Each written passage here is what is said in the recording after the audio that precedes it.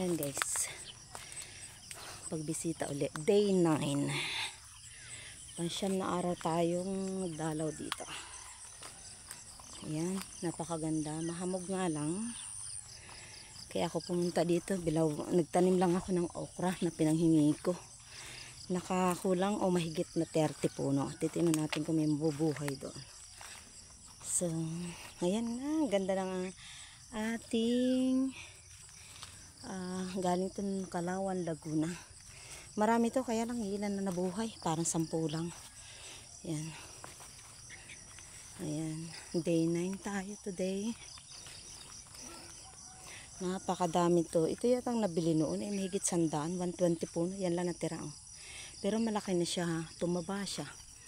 Tumaba itong aking hindi kasi na to nung tag-araw, napabayaan. Akala ko nga patay. Ayan ayun isa yun, medyo mataas-taas. Magsi 6:30 na. Kaya guys, ito pa, may isa pang sari-sari nandito sa looban. Ayan. Sari-sari, saging. May saging tayo, may dragon fruit, balinghoy. Meron tayong mani, pero panala ang mani kasi dapat ito pang tag-araw daw. Ay inabot ang tag-ulan. Ayan, may gabi. May gabi tayo, may mga niyog. Ayan, ang ating lemon. Ang niyog natin kung saan-saan pinanghingi yan guys. May hiningi akong dwarfs ay walang nabuhay. May hiningi ulit akong dwarfs, baka sakaling mabuhay. Ito ay saging. Kasi ito yung matataas na niyog. Dati niyugan to eh. Kaya lang pinaputol nila ito lahat. Binenta nila lahat. So, itong niyog na ito ay may 1 taon na yan guys. Sa 1 year, ayan siya. Kapatid ko may tanim yan, mga niyog. Sabi niya may 50 daw itong mahigit. 3 namatay, di 47 lang to. Ang saging niya nakakatuwa. Yung saging na mabango, na galing Mindoro, lakatan yata yun. Nandun sa kabila, sa dulo. 2 puno yung dala niya. Talaga nagtyaga siyang binitbit galing Mindoro yan. Meron naman dito, nakakayaan daw namang hingi. Ngayon, mga tanim niya, mga saging doon sa gilid ng bahay, ay pinanghingi niya. Nang dumami, inilipat niya dito sa amin. Dito sa lote namin. Ayan.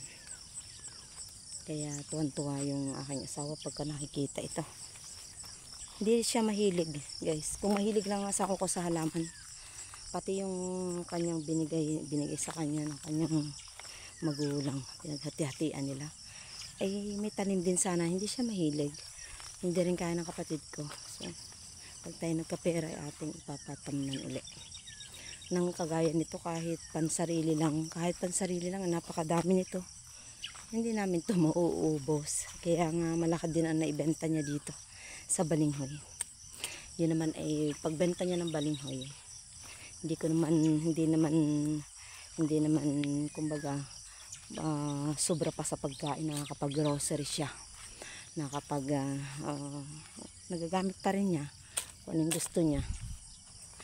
Hindi namin hinihingi yun, pero nag-grocery siya. Siya nagtatanim kasi dito. Ayan.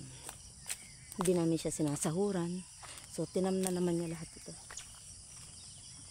Mag-a-apply siya ngayon. Pagka nandun sa Maynila, mag-a-apply. Bilin-bilin niya sa akin itong bakod.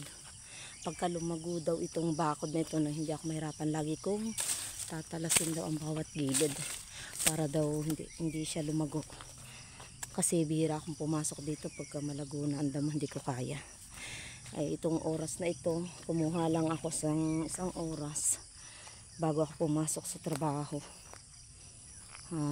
At least malaking bagay na yung 1 oras guys. Nakapagtanim ako ng okra.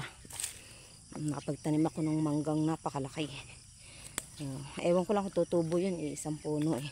Yung 2 kinalabaw na mangga guys, ay maganda na. 2 yun. 2 puno tinanim ko sa may gilid ng gate namin. Yung isa namatay, pinalitan ko lang ulit. Kaya naging 2. Ayan, ito'y katatanim lang dito. Ayan. Araw-araw kong binibisita ito. Sadyang binabakuran niya ito guys kasi ang baka dinadaganan.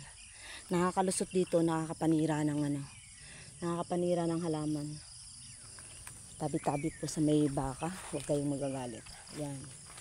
Kasi kaya ito sinaraduhan daw niya. Winawasak ang gilid. Nakakaawa din naman ang papakahirap na magkabit nito. Hindi na nga ako bumibili ng pangbakod dahil itong Madre Cacao ay tinanim niya. Kasi bukod sa mapapakinabangan pa rin daw Madre Cacao. Pati hanggang baba, ito yung mga ilog na to, government na itong babang ito. Tinamnan pa rin niya para daw matibay sa new generation. Sa susunod man, kung hindi man maabot namin, tabi naman ng mga pambuhay namin. Ayan. Ito ay mapapakinabangan nila. Tinadtaran niya ito ng ilang punong 1, 2, 3, 4, 5, 6, 7, 8, 9, 10, 11, 12. Parang may 20 pirasong niyog ito guys. Itong sa baba. Kasi daw, bumaha daw dito sa ilog. May pang protection. Kasi walang malaking puno kundi ang kawayan. Ay ilog yan guys sa Matarik. So ang ginawa ng kapatid ko, pag may nakikita kaming niyog, dadaan o kaya nangingi ako. Sa pinagtatrabahuhan ko, nangingi ako pa isa-isa. Ayan, nakikita ko. Pag naglilinis ako ng bakuran nila, nakita ko yun, iniipon ko na yun. Tinatanim dito guys, napakalaking bagay. 1, 2, 3, 4, 5, 6, 7, 8, 9, 10, 11, 12, 13, 14. May 15 punong niyog ito guys, yan sa baba lang. Yan. Ito ay pinagdikit-dikit na niya.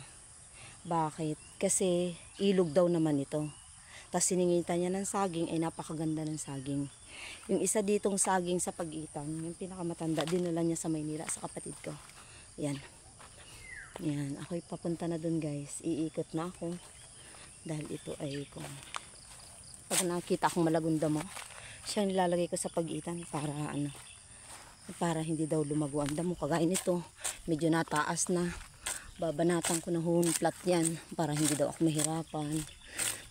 Kasi kung i-spray daw lagi ng panggrasero, ng pandamo, nababa daw ang lupa. Kaya pinaghihirapan niya talaga ang paglilinis. Hindi siya umaasa sa grasero.